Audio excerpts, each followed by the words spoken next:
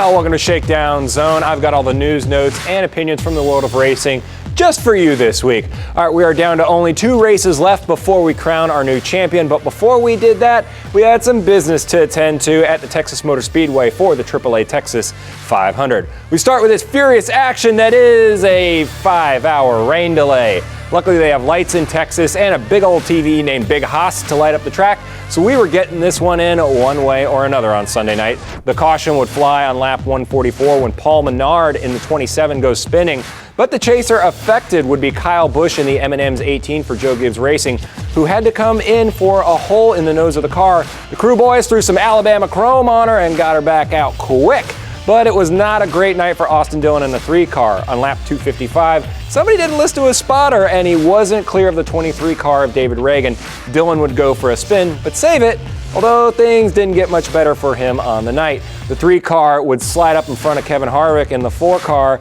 Honestly, Dillon, you should have known not to do that. Harvick gives Dillon a little tappy tap. Tap, tap, tap, woo, and sends him slamming into the outside wall. The pole sitter's night would be done, and their team wasn't too happy with Happy Harvick. Yeah, he flat out wrecked him, man. Just write down that number. We're going to Phoenix next week. He's going to have to win. We don't. That's crazy, man. And with the rain coming in again on the night, Carl Edwards would take advantage of some pit road strategy to stay out late in the race. With 41 laps to go, the skies would open up, and Carl Edwards is heading to Homestead to contend for his first championship. Let's hear from the Texas winner. I think it's really high up there for me. We did a good job. I felt like we worked hard in practice. We spent a little bit of time last night discussing what we were going to do. Dave actually ran me off from his bus. Told me that no other driver was arguing with their crew chief about. Oh, I didn't mean it like that. Yeah, I can't remember what I asked. Somebody pointed out that I was probably the only one wearing his crew chief out at that moment. But and it paid off. You won. Yeah, right. So, well, I left, but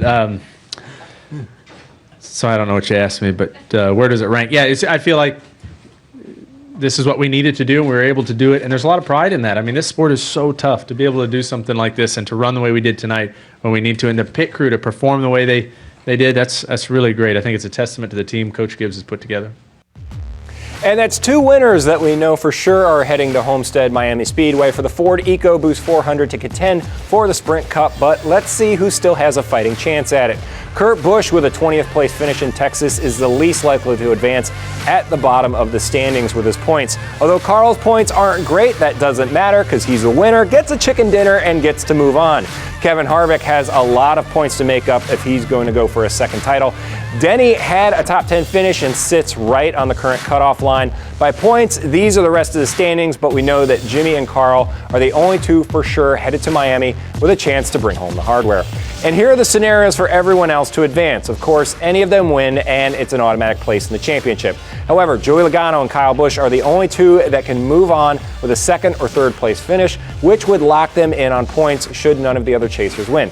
Kenseth, Hamlin, Harvick, and Busch need a win in order to advance. It's that simple, right? All they got to do is win.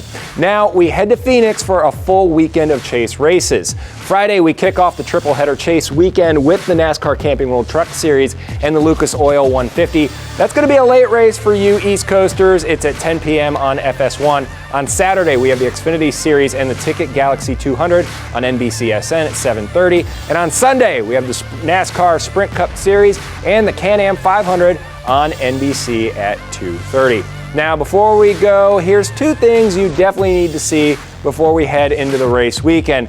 The first is the present that the Texas Motor Speedway gave to Tony Stewart on his retirement tour. Yeah, that's a big old bobblehead. They do things big in Texas. They gave Tony a big bobblehead of himself as a retirement gift. And then Dale Earnhardt Jr.'s fiance, Amy Reinman, tweeted out this photo of NASCAR's most popular driver getting pulled over for, of course, speeding on Sunday. Dale was only tagged with a warning from the officer, who I'm sure now has the best story ever.